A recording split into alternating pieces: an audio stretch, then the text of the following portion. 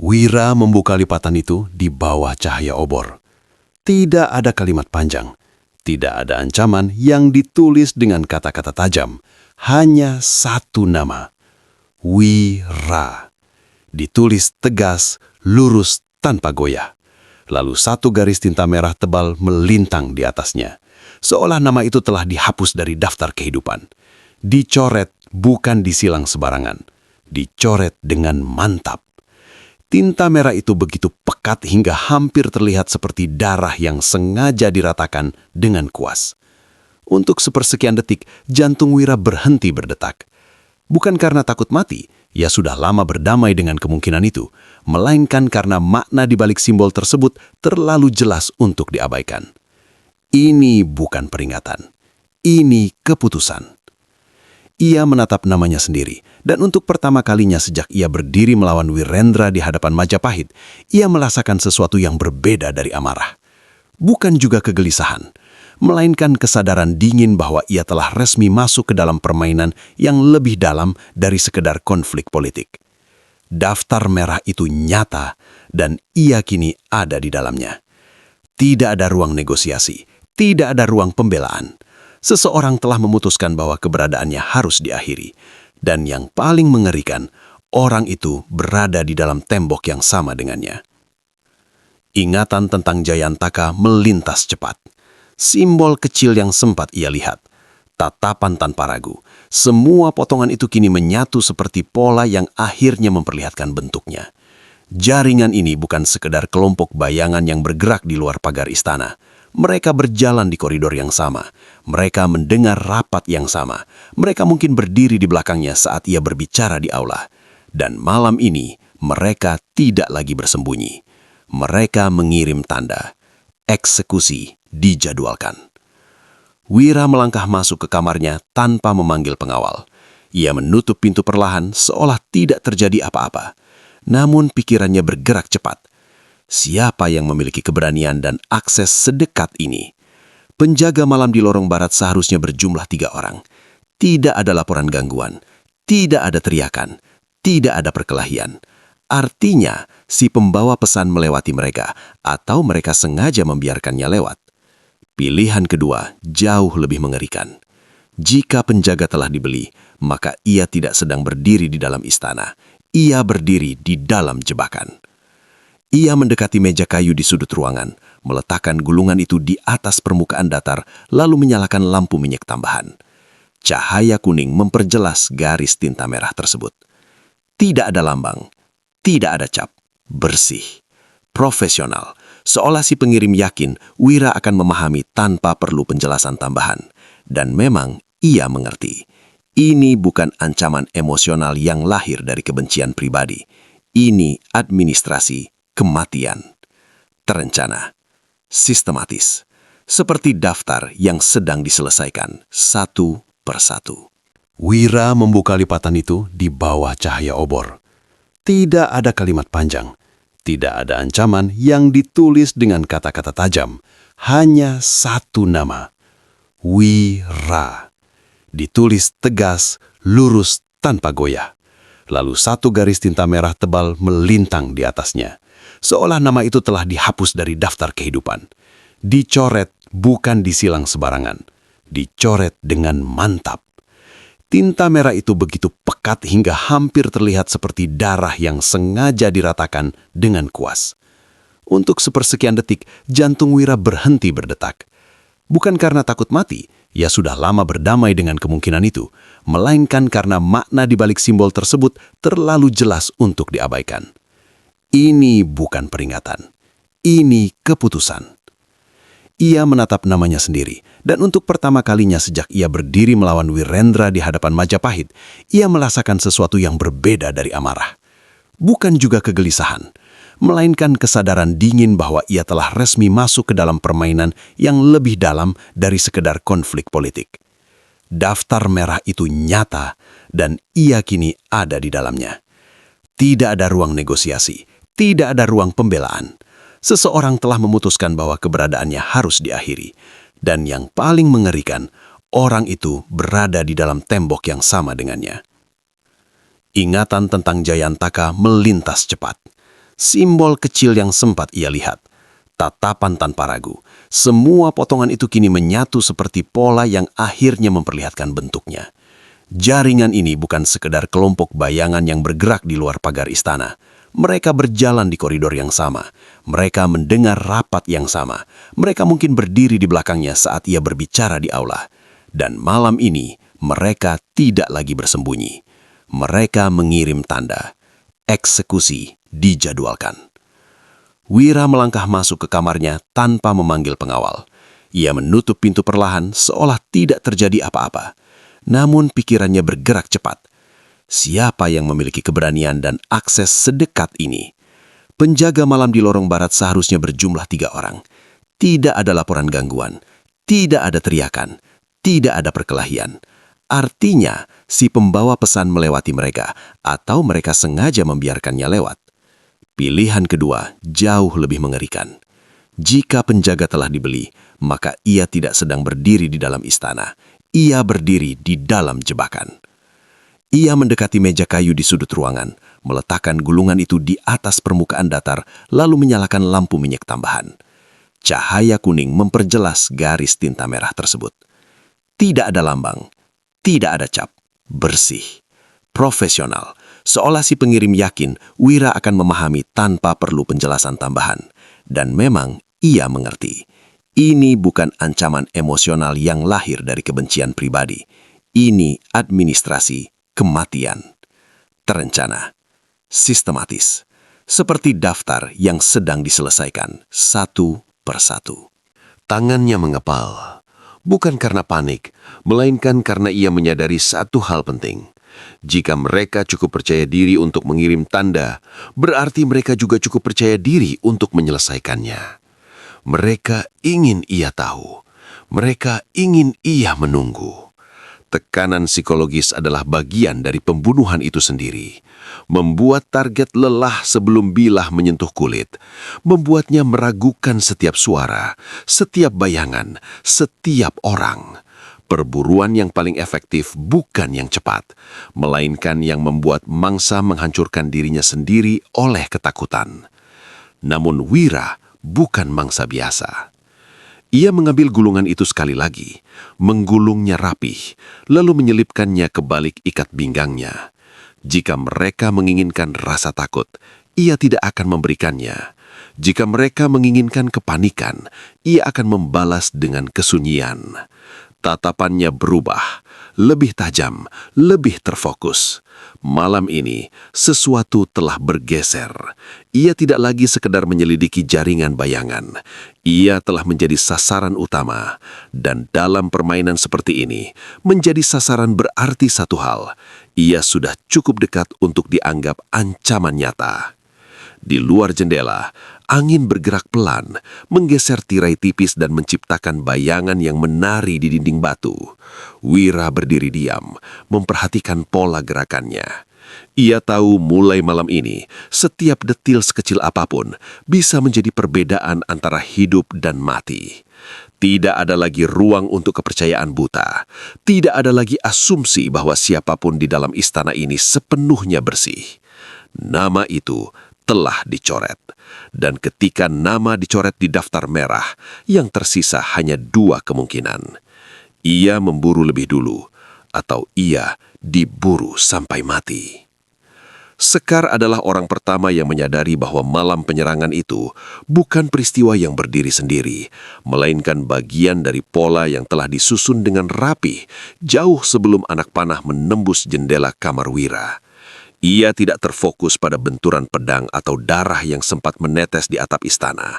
Pikirannya bekerja pada sesuatu yang lebih sunyi, jadwal, rotasi, dan jeda-jeda kecil yang selama ini dianggap kebetulan. Sejak fajar, ia meminta seluruh catatan penjagaan 3 bulan terakhir dibawa ke ruang dalam. Lembar demi lembar dibentangkan di atas meja panjang, disusun menurut tanggal serangan yang menimpa beberapa tokoh penting sebelumnya. Dan disitulah ia melihatnya. Sehari sebelum setiap korban diserang, terjadi perubahan mendadak pada susunan pengawal. Bukan pengurangan drastis, bukan pula pencabutan terbuka, hanya rotasi kecil, alasan administratif, perpindahan shift yang tampak wajar di mata siapapun yang tidak sedang mencurigai sesuatu. Namun bagi Sekar, pola itu terlalu konsisten untuk disebut kebetulan. Ia memanggil Wira tanpa suara panik. Hanya dengan tatapan yang membuat lelaki itu segera mengerti bahwa ini bukan kabar ringan. Ruangan terasa lebih sempit ketika ia menunjuk pada garis-garis tinta hitam di atas kertas. "Lihat jaraknya," ucapnya pelan. "Setiap target kehilangan 1 hingga 2 pengawal inti 24 jam sebelum serangan." Wira tidak langsung menjawab. Ia menunduk, mempelajari daftar nama yang digeser dan diganti. Tidak ada pengawal yang benar-benar dihapus. Mereka hanya dipindahkan, seolah seseorang memastikan celah kecil terbuka tepat saat dibutuhkan. "Ini bukan kelalaian," lanjut Sekar. Suaranya lebih rendah dari biasanya. "Ini perintah." Pertanyaan yang kemudian meluncur dari bibir Wira menggantung di udara seperti pedang yang belum dijatuhkan. Siapa yang punya akses mengubah jadwal penjagaan? Sekar terdiam sejenak. Ia tahu jawabannya akan mengubah arah pembicaraan mereka. "Lingkar inti keamanan istana," katanya akhirnya. "Hanya mereka yang bisa menyetujui rotasi mendadak tanpa tanda tangan panjang." Ruangan mendadak terasa hening. Tidak ada suara burung dari taman. Tidak ada derap kaki di lorong luar, seolah istana sendiri menahan nafas. Jika perubahan itu berasal dari lingkar inti, maka jaringan ini tidak lagi bergerak di balik bayang-bayang luar tembok. Ia telah berakar di pusat pertahanan Majapahit. Wira berjalan perlahan ke jendela, memandang halaman yang mulai dipenuhi cahaya pagi. Para prajurit berlatih seperti biasa. Tombak beradu, perisai terangkat, semua terlihat normal. Namun kini ia melihatnya dengan perspektif berbeda. Siapa di antara mereka yang berdiri bukan untuk melindungi, melainkan untuk membuka jalan bagi pembunuh? Ia menyadari sesuatu yang lebih mengerikan daripada serangan fisik. Istana ini perlahan kehilangan bayangannya. Bukan karena cahaya terlalu terang, melainkan karena gelapnya telah menyatu dengan dinding-dindingnya sendiri. Ketika musuh berada di luar, strategi bisa disusun dengan garis tegas. Namun ketika musuh mengenakan seragam yang sama, setiap keputusan menjadi jebakan. Sekar menggeser 1 lembar terakhir ke hadapan Wira. Tanggal rotasi pengawal kamar Wira tercatat jelas. Perubahan dilakukan sore kemarin dengan alasan latihan mendadak di gerbang utara. 3 pengawal senior yang biasa berjaga diganti oleh 2 nama baru yang relatif belum lama naik pangkat. Alasan administrasinya sah, ucap Sekar lirih. Tidak ada yang tampak mencurigakan, kecuali waktunya. Wira mengegapkan rahangnya. Jika ia tidak menemukan gulungan kertas itu, mungkin ia akan mengabaikan detail kecil ini seperti yang lain. Namun sekarang, semuanya terasa terhubung. Daftar merah, rotasi mendadak, serangan sunyi. Semua bagian dari mesin yang bergerak presisi. Ia membalikan pikirannya pada satu kemungkinan yang paling tidak ingin dia akui. Ada seseorang di lingkar inti yang secara aktif memfasilitasi eksekusi. Bukan karena paksaan sesaat, melainkan karena loyalitas yang telah bergeser. Loyalitas kepada siapa? Sosok bermata dingin atau entitas lain yang lebih besar dari sekedar satu tokoh? Wira menyadari bahwa permainan ini bukan lagi tentang duel fisik. Ini perang informasi dan kendali. Siapa mengatur jadwal, ia mengatur hidup dan mati. "Jika mereka ingin membuatku lengah dengan mengurangi pengawalan," ujar Wira akhirnya. Suaranya datar namun mengandung keputusan. "Maka kita beri mereka apa yang mereka harapkan." Sekar menatapnya, memahami arah pikiran itu bahkan sebelum ia menjelaskannya. "Kau ingin memperbesar celah?" tanyanya. Wira mengangguk pelan. "Malam ini, semua pengawal di sekitar kamarku mundur secara resmi." Sekar menarik napas dalam. Itu berarti membuka pintu bagi pembunuh untuk datang. "Dan jika mereka tidak datang?" tanyanya. "Maka kita tahu pesan itu hanya gertakan," jawab Wira. "Tapi jika mereka datang, kita akan melihat wajah mereka." Keputusan itu bukan tanpa risiko. Istana sudah cukup tegang oleh rumor dan bisik. Mengosongkan penjagaan seorang pendekar utama bisa memicu pertanyaan. Namun Wira memahami satu hal, selama mereka terus bermain bertahan, jaringan itu akan terus memegang kendali tempo. Ia harus membalik peran, membuat pemburu merasa jalannya mulus, membiarkan mereka percaya bahwa rencana berjalan tanpa hambatan. Sementara di balik itu, ia sendiri yang menunggu di tempat yang tidak mereka perkirakan. Sekar menatap daftar nama itu sekali lagi, seakan berusaha menghafalkan setiap detailnya. Ia tahu, mulai saat ini, tidak ada satupun perintah yang bisa diterima begitu saja. Setiap perubahan jadwal adalah kemungkinan pengkhianatan. Setiap tanda tangan adalah potensi darah. Istana yang dulu ia anggap benteng, kini berubah menjadi labirin dengan dinding yang bisa bergerak sendiri. Dan di tengah labirin itu, Wira memilih untuk berdiri tanpa perisai. Sore menjelang dengan suasana yang tampak biasa. Perintah rotasi baru diumumkan dengan alasan efisiensi penjagaan menjelang perayaan kecil pekan depan. Para prajurit menerimanya tanpa banyak tanya. Namun beberapa pasang mata saling bertukar pandang lebih lama dari seharusnya. Sekar menangkap detail itu. Ia mencatat wajah-wajah yang tampak terlalu tenang, terlalu siap. Ia sadar, malam nanti bukan hanya ujian bagi Wira, melainkan juga bagi keyakinan mereka terhadap siapa yang masih bisa dipercaya. Ketika matahari akhirnya tenggelam, lorong di sekitar kamar Wira benar-benar lebih sepi dari biasanya. Obor tetap menyala, protokol tetap berjalan, namun lingkar pengawalan yang biasa rapat kini terbuka seperti luka kecil yang sengaja dibiarkan. Di atas kertas, semua terlihat sah. Di balik kenyataan, mereka sedang mengundang maut masuk melalui pintu yang tidak dijaga. Dan di suatu tempat dalam tembok istana, seseorang pasti menerima kabar itu. Seseorang yang tersenyum tipis karena jalannya tampak bersih. Ia tidak tahu bahwa malam ini bukan hanya tentang memburu. Ini tentang siapa yang lebih sabar menunggu dalam gelap. Istana tanpa bayangan telah memilih panggungnya. Kini tinggal menunggu siapa yang lebih dulu muncul dari kegelapan. Tengah malam turun tanpa peringatan, menelan istana dalam lapisan sunyi yang lebih tebal dari biasanya. Tidak ada angin kencang, tidak ada anjing penjaga yang menggonggong. Bahkan dedaunan di taman dalam seakan menolak bergerak, seolah alam sendiri memahami bahwa malam ini bukan malam biasa. Di lorong luar kamar Wira, obor tetap menyala dengan nyala stabil, tidak bergetar sedikit pun. Rotasi pengawal yang diperintahkan sore tadi telah dilaksanakan. 2 prajurit muda berjaga di ujung koridor, cukup jauh untuk tidak mendengar bisikan dari dalam ruangan. Celah itu kini terbuka, dan siapapun yang membaca pola pasti akan melihatnya sebagai undangan. Di dalam kamar, Wira tidak berbaring di tempat tidur. Ia sudah memindahkan guling dan selimutnya sedemikian rupa sehingga membentuk siluet tubuh yang meyakinkan di bawah cahaya redup. Dari celah kecil di langit-langit, cahaya bulan masuk tipis, membelah ruangan menjadi 2 sisi, terang dan gelap. Wira berdiri di sisi gelap itu, nafasnya teratur, tangannya menggenggam gagang pedang tanpa gemetar. Racun yang sempat menyentuh lengannya di atap masih menyisakan rasa panas samar, tetapi pikirannya tetap jernih. Ia tahu, jika mereka datang, mereka tidak akan datang dengan kebisingan. Mereka akan datang seperti keputusan yang telah dibuat jauh sebelumnya, pasti, tanpa ragu. Waktu berjalan lambat. Setiap detik terdengar seperti langkah tak terlihat di dalam kepala. Wira memejamkan mata sejenak, mengandalkan pendengaran dan insting. Ia menghitung jarak dari jendela ke pintu, dari tiang kayu ke lemari kecil di sudut ruangan.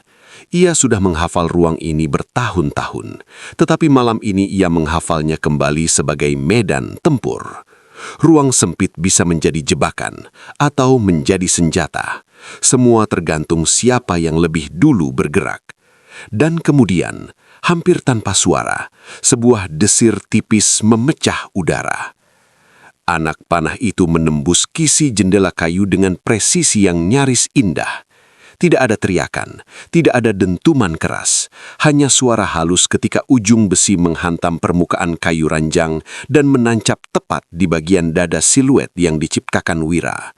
Jika ia benar-benar berbaring di sana, bilah itu sudah cukup untuk menghentikan nafasnya dalam satu tarikan.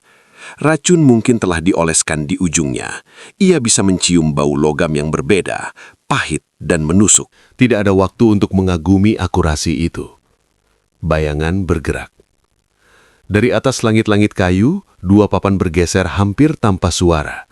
Dua sosok turun bersamaan, tubuh mereka ringan seperti bayang-bayang yang dilepaskan dari atap.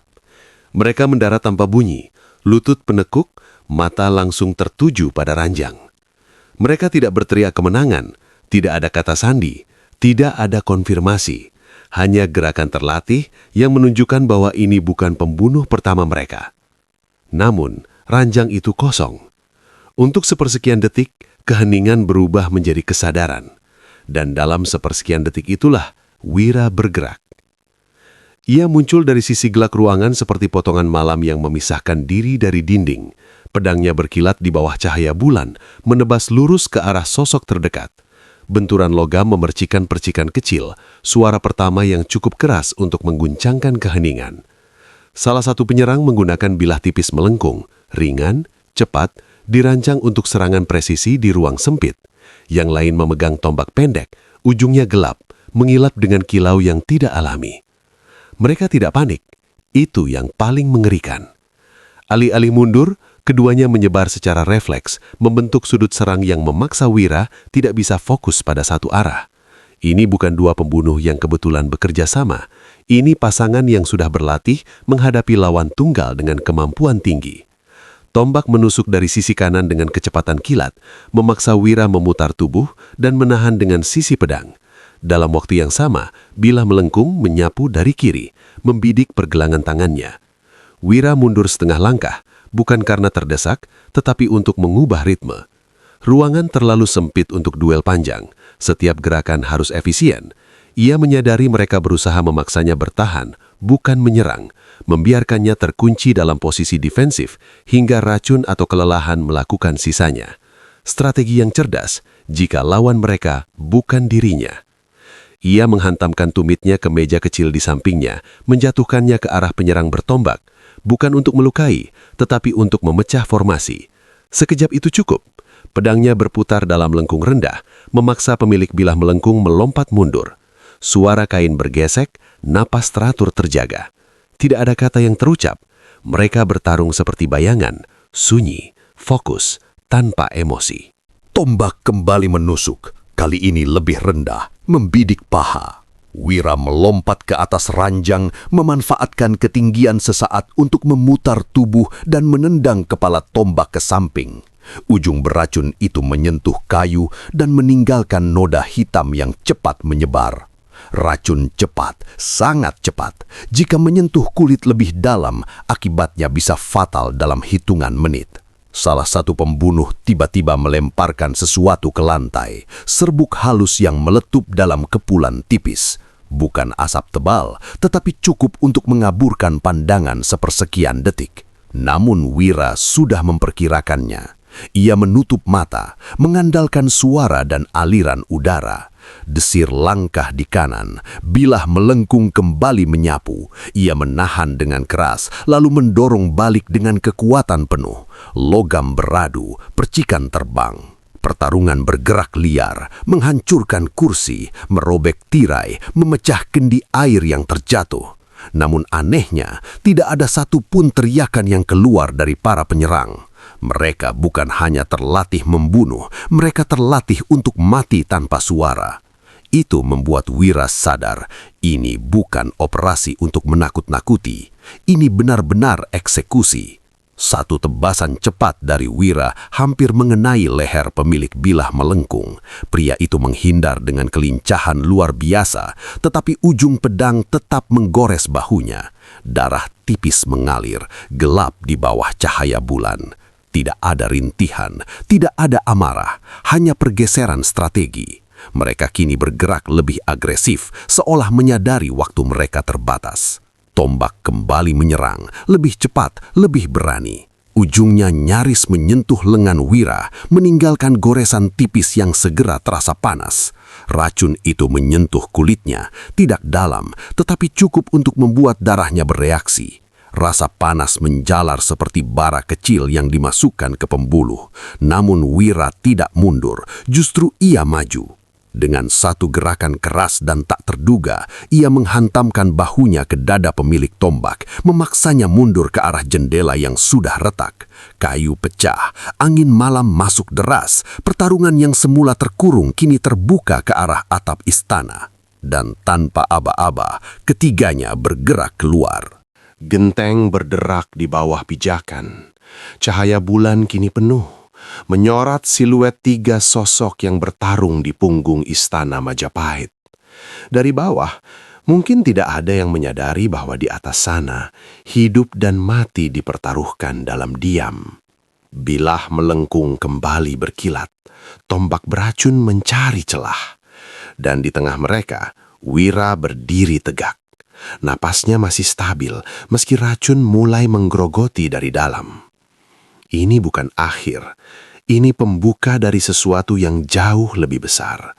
Dan malam itu, Majapahit tidak mendengar teriakan. Ia hanya menyimpan gema benturan baja sebagai saksi bahwa pemburu telah benar-benar diburu. Angin malam menyapu atap istana dengan dingin yang lebih tajam dari bilah manapun. Genteng-genteng tua berderak setiap kali pijakan berubah arah, seolah bangunan megah itu sendiri merasakan ketegangan yang merayap di punggungnya.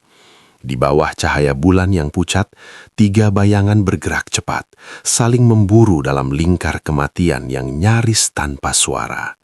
Dari kejauhan, Majapahit tampak damai. Lampu minyak menyala tenang, halaman sunyi, menara menjulang anggun.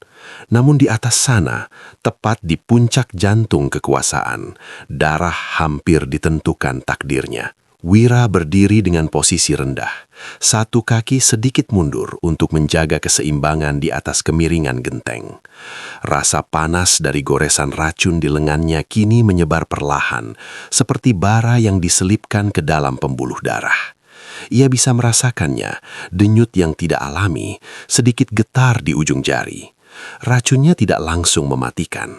Ini jenis yang melemahkan, menggerogoti daya tahan sebelum lawan sadar bahwa tubuhnya tak lagi sepenuhnya miliknya. Strategi cerdas. Mereka ingin ia bertarung cukup lama untuk kalah oleh dirinya sendiri. 2 pembunuh itu tidak berbicara. Yang memegang bilah melengkung bergerak lebih ringan. Langkahnya hampir tak terdengar di atas genteng. Yang bertombak berdiri sedikit lebih jauh, menjaga jarak, menunggu momen ketika fokus Wira terpecah. Mereka bukan sekedar penyerang acak. Mereka pasangan yang memahami peran masing-masing dengan presisi mematikan. Satu menekan dari dekat, satu menutup jalan mundur. Serangan datang tiba-tiba. Bilah melengkung menyapu dari atas, memaksa Wira menahan dengan sisi pedang. Percikan kecil terbang, jatuh seperti kunang-kunang mati ke halaman di bawah. Dalam waktu yang sama, tombak menusuk dari sudut rendah, hampir tak terlihat karena cahaya bulan memantulkan kilau samar di ujung beracun itu. Wira memutar tubuhnya, membiarkan ujung tombak hanya menyentuh kain bajunya. Racun menggores tipis, dan panas itu kembali menyengat, lebih kuat dari sebelumnya. Ia sadar satu hal penting. Jika duel ini berlarut, racun akan menang. Maka ia mengubah ritme. Alih-alih bertahan, Wira melangkah maju ke arah pemilik bilah melengkung, memaksa jarak terlalu dekat untuk ayunan penuh. Logam kembali beradu, namun kali ini ia mendorong dengan kekuatan penuh, menghantam bahu lawannya hingga keduanya hampir tergelincir dari kemiringan atap. Genteng pecah di bawah tekanan, suara retakan kayu dan tanah liat terdengar lebih keras dari benturan baja. Dari bawah, seorang penjaga mungkin akan mendongak, namun malam terlalu luas untuk langsung memahami apa yang terjadi di atas. Pembunuh bertombak tidak menunggu. Ia melompat melewati celah genteng yang retak, menusuk dari belakang dengan kecepatan yang hampir mustahil diimbangi di permukaan miring seperti itu. Wira berputar cepat, ujung tombak menyentuh lengannya lebih dalam kali ini. Garis hitam tipis muncul di kulitnya, seperti tinta yang merembes dari dalam. Rasa panas berubah menjadi sengatan tajam yang menjalar ke bahu. Untuk sepersekian detik, pandangannya sedikit bergetar. Itu cukup bagi mereka. Bilah melengkung hampir mencapai lehernya. Namun Wira bukan pendekar yang bertahan karena kekuatan fisik semata. Ia bertahan karena naluri. Dalam momen ketika tubuhnya mulai melambat, ia justru membiarkan dirinya jatuh ke samping, berguling di atas genteng, membiarkan bilah itu hanya mengiris udara. Ia bangkit dengan lutut menghantam rusuk pemilik tombak, membuat pria itu terhuyung. Tanpa memberi waktu, Wira menghantam gagang pedangnya ke rahang lawan pertama. Suara tulang beradu terdengar tumpul. Pertarungan kini lebih brutal. Tidak lagi sekadar teknik sunyi, kini ada dentuman, ada pecahan genteng yang meluncur jatuh ke halaman. Salah satu pembunuh melompat mundur, memberi ruang bagi rekannya untuk kembali menyerang dari sudut yang tak terduga. Mereka mencoba menjepitnya di antara dua kemiringan atap, memaksanya memilih satu arah dan membuka sisi lain. Namun Wira membaca pola itu. Dengan gerakan mendadak, ia meloncat ke bagian atap yang lebih tinggi, memaksa mereka naik mengejarnya. Posisi tinggi memberinya sepersekian detik keuntungan. Ketika pemilik bilah melengkung mendekat, Wira tidak menebas. Ia menendang tepat ke dada, menggunakan momentum lawan sendiri. Tubuh itu kehilangan keseimbangan, genteng di bawahnya runtuh. Waktu terasa melambat. Sosok itu mencoba meraih sesuatu, ujung atap, tangan rekannya, apapun, namun hanya udara yang didapat.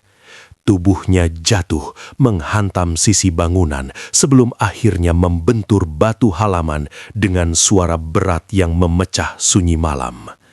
Tidak ada teriakan panjang, hanya hentakan akhir. Satu gugur. Yang tersisa berdiri beberapa langkah dari Wira, tombak masih terangkat, mata tak menunjukkan kepanikan, hanya perhitungan ulang. Ia tahu kini situasinya berubah, 1 lawan 1 di atap terbuka tanpa keunggulan jumlah, namun ia tidak mundur. Sebaliknya, ia menurunkan tombaknya perlahan, dan untuk pertama kalinya ia berbicara. Daftar itu tidak pernah salah, katanya datar. Suara itu bukan suara prajurit muda, ia lebih dalam, lebih stabil, seolah terbiasa memberi perintah bukan menerima.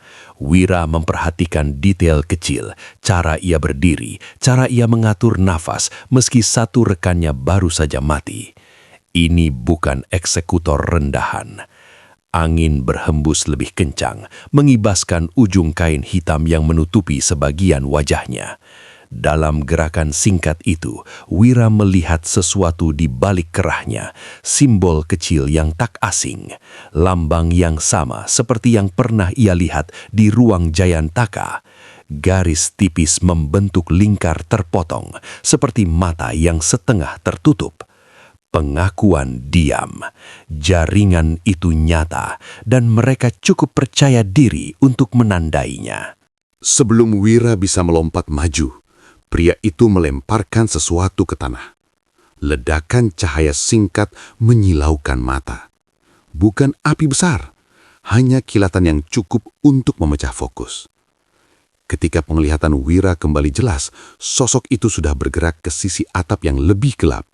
Ia melompat ke bangunan samping, lalu ke bayangan pepohonan di luar tembok dalam satu rangkaian gerak yang telah direncanakan. Hilang. Wira berdiri sendiri di atas atap. Nafasnya kini lebih berat. Racun di lengannya berdenyut kuat, menjalar hingga ke ujung jari. Dari bawah, suara penjaga mulai terdengar. Teriakan panik menemukan tubuh yang jatuh. Obor-obor bergerak, cahaya menari di halaman. Namun, Wira tidak langsung turun. Ia menatap ke arah gelap tempat pembunuh terakhir menghilang. Ia tidak hanya kehilangan 1 lawan malam ini, ia kehilangan kesempatan menangkap jawaban. Namun, ia mendapatkan sesuatu yang jauh lebih penting, kepastian. Ini bukan sekedar oposisi. Ini organisasi, terlatih, terstruktur, dan cukup berani untuk menyerangnya langsung di jantung istana. Setetes darah menetes dari lengannya, jatuh ke genting yang retak. Di bawah cahaya bulan, warnanya tampak hampir hitam. Darah di atas atap. Dan malam itu, untuk pertama kalinya, Wira menyadari satu hal yang tak bisa lagi diabaikan. Yang memburunya bukan hanya pembunuh, melainkan seseorang yang sedang menguji batasnya. Dan ujian itu baru saja dimulai. Subuh datang tanpa kemenangan. Cahaya pertama menyentuh halaman istana yang masih menyisakan bekas pecahan genting dan noda darah yang belum sempat dibersihkan. Tubuh pembunuh yang jatuh dari atap tidak mati seketika. Ia ditemukan dalam keadaan hidup, nafasnya pendek, kakinya patah pada sudut yang tidak wajar. Darah mengalir dari sela kain hitam yang membungkus tubuhnya. Para penjaga yang pertama kali tiba sempat saling pandang, kebingungan antara naluri menolong dan kewajiban mengamankan. Namun, ketika mereka melihat Wira turun dari atap dengan lengan diperban sementara dan wajah yang tidak menunjukkan kepanikan, perintah menjadi jelas. Tangkap, hidup. Pria itu diikat pada tiang batu di ruang dalam yang biasa digunakan untuk interogasi prajurit pembelot. Tangannya dibelenggu dengan rantai pendek agar tak bisa menjangkau mulutnya sendiri. Sekar berdiri di sisi ruangan, wajahnya pucat bukan karena takut, melainkan karena instingnya mengatakan bahwa apa yang akan terungkap lebih berbahaya daripada racun di lengan Wira. Gajah Mada hadir tanpa pengawal tambahan, hanya dengan sorot mata tajam yang lebih dingin dari baja. Ia tidak banyak bicara, ia menunggu. Ketika topeng hitam itu akhirnya dilepas, ruangan membeku. Wajah di baliknya bukan wajah asing, bukan penyusup dari luar tembok. Ia dikenal, ia bagian dari mereka. Seorang anggota divisi dalam, pasukan elit penjaga istana yang selama ini dipercaya mengawal ruang-ruang rahasia dan memastikan keselamatan tokoh inti kerajaan. Namanya tercatat di daftar kehormatan, pernah menerima pujian langsung atas kesetiaan dan ketepatannya. Dan kini wajah yang sama berdiri sebagai pembunuh yang gagal. Sekar mundur setengah langkah tanpa sadar. Tidak mungkin, bisiknya hampir tak terdengar. Namun Bukti berdiri di depan mereka, bernafas dengan susah payah. Tatapan matanya tidak menunjukkan rasa bersalah ataupun penyesalan, hanya ketenangan aneh yang nyaris menghina. Wira melangkah mendekat. Racun di lengannya masih terasa, namun ia menahannya tanpa keluhan. Ia ingin melihat langsung mata orang yang semalam berusaha mengakhiri hidupnya. Siapa yang mengubah jadwal? Tanyanya datar. Tidak ada teriakan, tidak ada ancaman kosong, hanya pertanyaan yang langsung ke inti. Pria itu tersenyum tipis. Darah mengalir dari sudut bibirnya, tapi bukan karena pukulan. Senyum itu terlalu tenang untuk seseorang dengan kaki patah dan hidup yang berada di ujung benang. Jadwal selalu berubah, jawabnya pelan, suaranya serak namun stabil. Kau hanya terlambat menyadarinya. Gajah Mada menatap tanpa ekspresi, namun rahangnya sedikit mengeras. Ia mengenal suara itu, ia mengenal dedikasi yang dulu dimiliki prajurit ini. Pengkhianatan bukan hanya tentang tindakan, melainkan tentang retaknya fondasi percayaan. Jika divisi dalam telah direkrut, maka tidak ada sudut istana yang sepenuhnya aman. Berapa banyak? Sekar akhirnya bertanya, suaranya kembali menemukan ketegasan. Berapa orang di dalam yang telah bergabung? Tidak ada jawaban langsung, hanya tawa kecil, nyaris tak terdengar, namun cukup untuk membuat udara di ruangan itu terasa lebih berat. Pria itu menunduk sebentar, seolah menimbang sesuatu, lalu mengangkat kembali wajahnya. Lebih banyak dari yang kau kira, katanya lirih. Seketika, Wira menangkap gerakan kecil yang nyaris tak terlihat. Lidah pria itu menyentuh bagian dalam pipinya. Refleksnya langsung menyambar, mencoba menjepit rahang lawan sebelum terlambat, namun sepersekian detik terlalu mahal. Bunyi kecil terdengar, retakan halus seperti cangkang telur yang digigit. Mata pria itu melebar sebentar, bukan karena takut, tetapi karena reaksi tubuh terhadap sesuatu yang telah ia persiapkan sejak awal. Kapsul kecil tersembunyi di balik gerahamnya pecah. Racun mengalir ke tenggorokan. Wira memaksanya membuka mulut, mencoba mengeluarkan sisa serpihan, tetapi sudah terlambat. Busa tipis muncul di sudut bibir. Nafasnya memburu, lalu tersendat. Sekar berlutut, mencoba menekan lehernya agar tetap sadar. "Sebutkan namanya," desaknya. "Siapa pemimpinmu?" Pria itu menatap mereka satu persatu. Tatapan itu tidak lagi seperti pembunuh.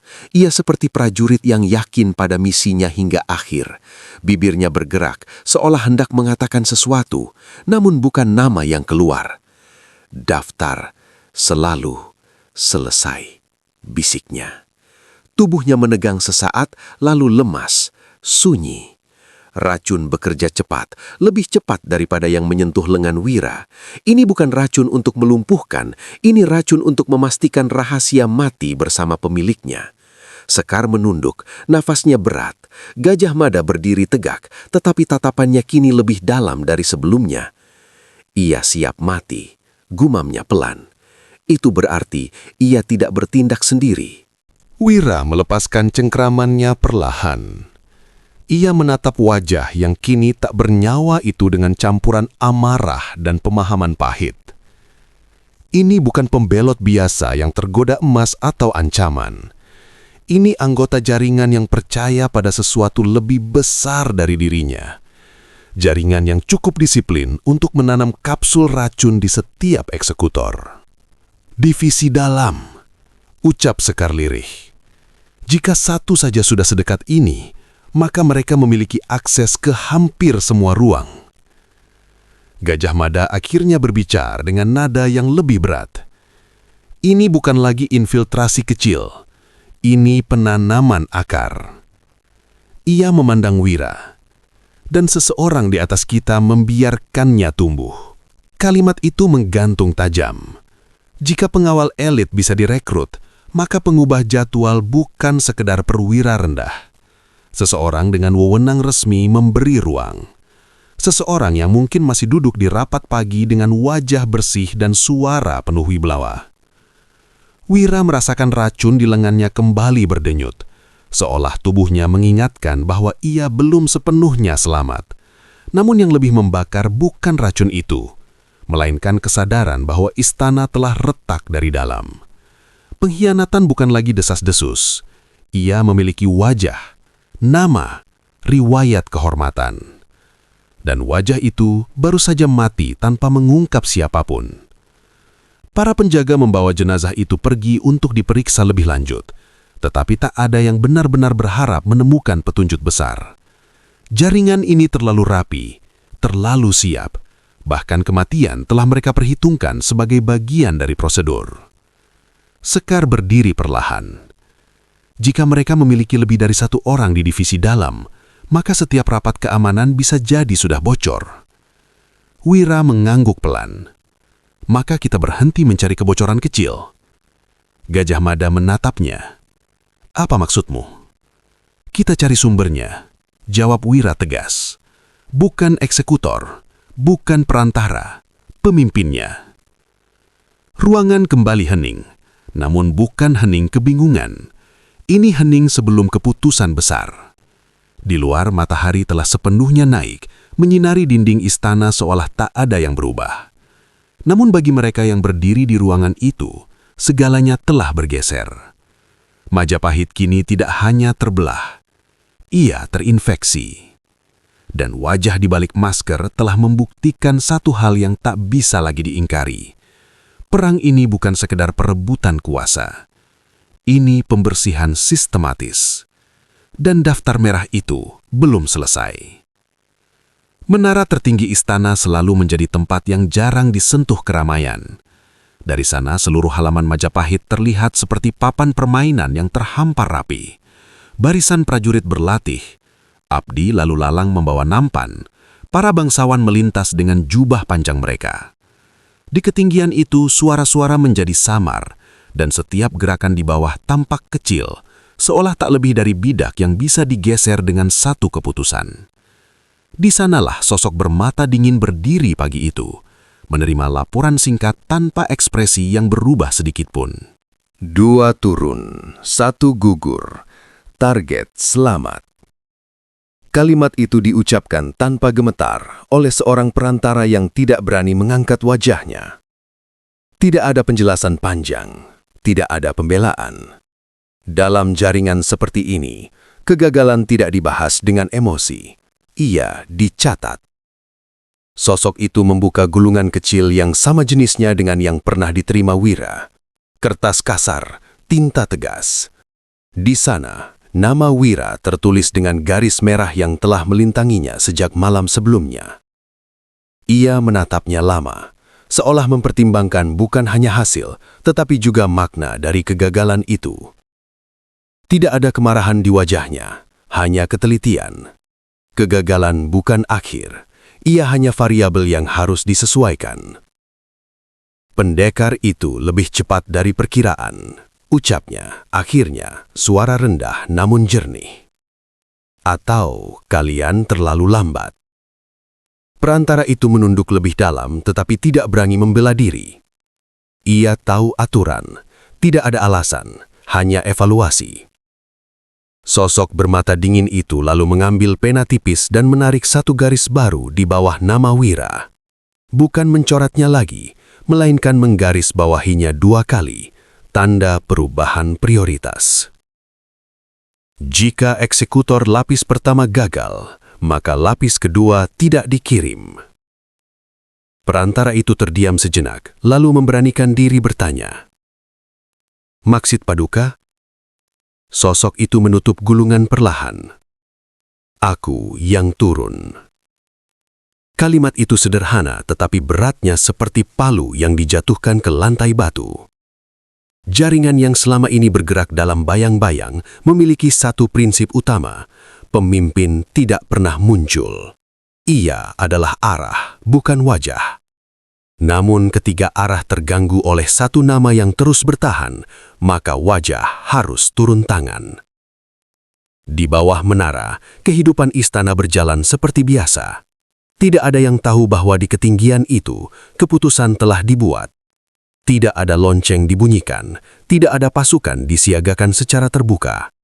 Justru itulah kekuatan sesungguhnya, ketika perang tidak diumumkan, tetapi tetap berjalan. Sementara itu, di halaman dalam, Wira berdiri dengan lengan diperban rapi. Racun telah berhasil ditekan dengan ramuan cepat dari tabib istana, tetapi panasnya belum sepenuhnya hilang. Ia bisa merasakan sisa getar di pembuluhnya, pengingat bahwa ia hanya selangkah dari kematian semalam. Sekar berdiri di sisinya, mengamati setiap pergerakan penjaga dengan kewaspadaan yang kini berlipat. Gajah Mada belum berbicara banyak sejak interogasi yang gagal itu, tetapi tatapannya berubah, lebih waspada, lebih menghitung. Kita tidak bisa menunggu mereka menyerang lagi, ujar Sekar pelan. Wira tidak langsung menjawab. Ia memandang ke arah menara tertinggi, entah mengapa merasa ada sesuatu yang berubah di sana. Mereka sudah mengganti pendekatan, katanya akhirnya. Sekar menoleh. Bagaimana kau tahu? Karena eksekutor semalam bukan orang biasa, jawab Wira. Dan jika mereka berani mengorbankan divisi dalam, berarti mereka sudah siap kehilangan pion. Ia menarik napas dalam. Saat pion tidak lagi cukup, pemainnya turun. Di atas menara, sosok bermata dingin itu akhirnya bergerak. Jubah gelapnya berkibar ringan tertiup angin pagi. Ia tidak memanggil pasukan besar, tidak mengumumkan operasi. Ia hanya memberi 2 perintah singkat, mengubah kembali jadwal penjagaan di beberapa titik strategis dan memastikan satu koridor tertentu kosong pada malam berikutnya. Perintah itu disampaikan melalui jalur resmi, ditandatangani dengan cap yang sah. Tidak ada yang mencurigakan, justru karena terlalu sah. Ia menuruni tangga menara perlahan, setiap langkah mantap, seolah ia telah menunggu momen ini sejak lama. Di benaknya, bukan hanya Wira yang ada di dalam daftar. Ada nama lain, nama yang akan menjadi pengalih atau mungkin korban tambahan jika keadaan memaksa. Daftar merah tidak hanya berisi musuh, ia juga berisi pengorbanan yang diperlukan untuk menjaga ilusi stabilitas. Di halaman, Wira merasakan angin berubah arah. Ia tidak tahu keputusan apa yang baru saja dibuat di atas sana. Tetapi, instingnya mengatakan bahwa fase berikutnya akan berbeda. Tidak lagi dua bayangan yang turun dari langit-langit. Tidak lagi serangan cepat yang bisa ditebak polanya. Ini akan lebih halus, lebih dekat. Malam berikutnya tidak akan seperti malam sebelumnya. Sekar memecah lamunannya. Jika pemimpinnya benar-benar turun, ia tidak akan bergerak seperti eksekutor biasa. Tidak, jawab Wira pelan. Ia akan mendekat lebih dulu.